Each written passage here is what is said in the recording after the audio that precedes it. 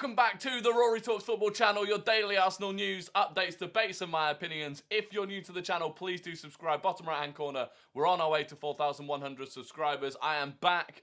I am feeling like a shell of a human being. And I apologise for the lack of uploads over the last few days, but I am back now. I won't be live today because I just need to sleep. But I wanted to talk about a few things from over the weekend, starting with following Balogun. Now, I made a tweet over the weekend. In fact, I will show you the tweet. This was the tweet I made over the weekend, right? And it got a bit of backlash, which I didn't really respond to because I was away and drunk most of the time.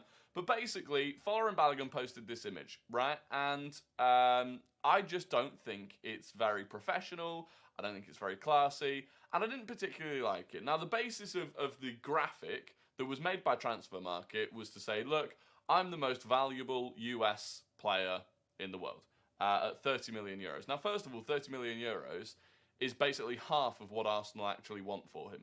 So first of all, that graphic massively undervalues him for what Arsenal are asking other clubs for around the world. Secondly, I don't think it's that great anyway, because some people are saying, look, there's nothing to do with Arsenal in it. He is just saying, I'm the most expensive American player. I still don't think that's that great. Not in terms of the achievement, but in terms of, you know, if I'm a US player and this guy, this English guy, has just switched allegiances to USMNT and then is coming in and bragging and saying, look at me, I'm the most expensive, I'm the most valuable player in this team, having just arrived. I don't know. That would probably annoy me.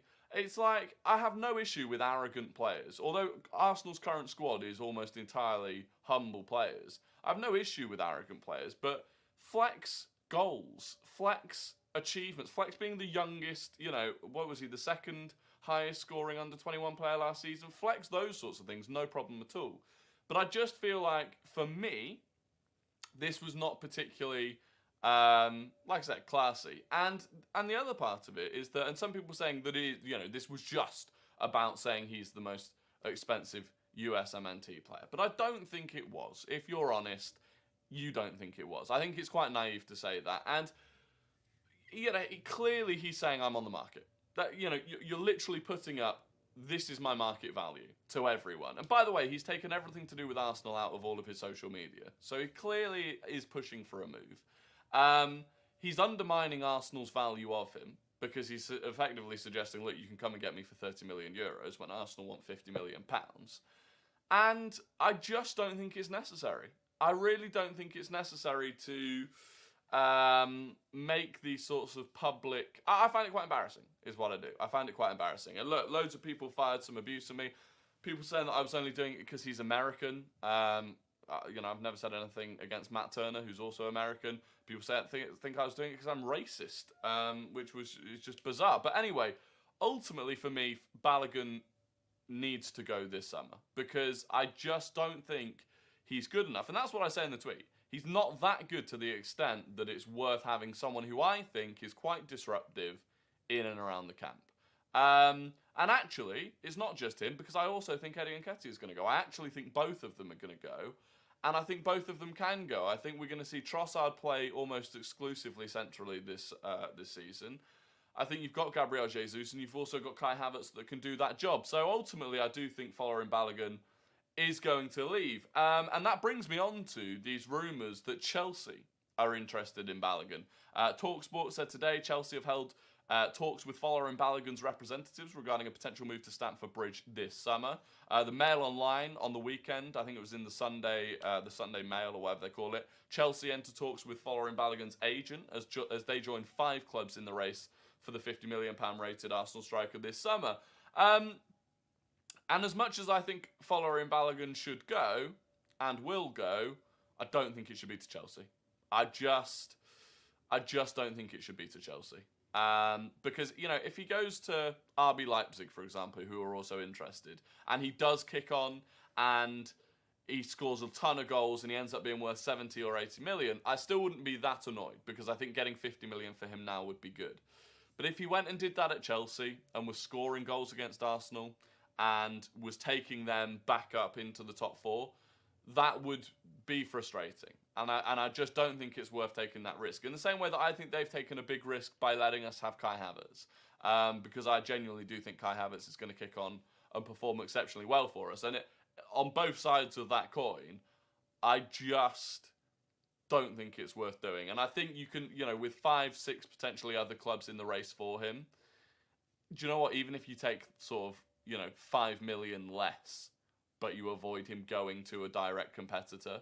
I mean, 12th last season, are they really a direct competitor? But they are a direct competitor. And there is a rivalry there.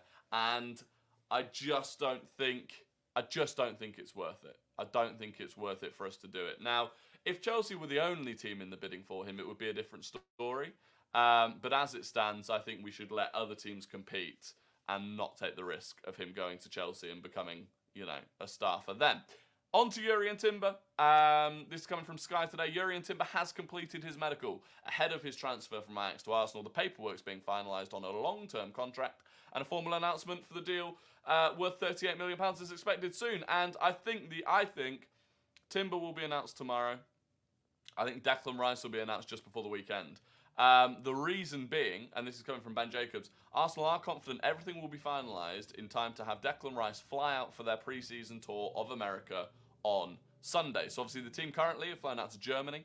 On next Sunday, they fly out to America. And that's the sort of main tour. That's where you really start building momentum through pre-season. And it's expected that both Rice and Timber will be on that tour.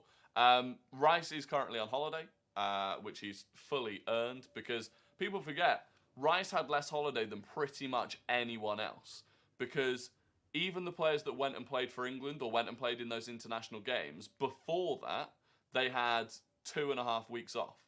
Declan Rice didn't, because he had to go and play the Conference League finals, so he has had far less holiday time. He cut his holiday short to come and do all of the medicals and all of that sort of thing. I think he's gone back on holiday and he's due back on Friday, and I think that's when we will get an announcement on Declan Rice, and I think that's going to be very exciting. I mean, look, I appreciate the energy isn't quite there in this video. I am at death's door. But I will be back tomorrow as normal, hopefully with a video and a live stream. But until then, I hope you all have a fantastic evening. Please do subscribe if you haven't done already. Smash a like on the video if you enjoyed it. And cheers!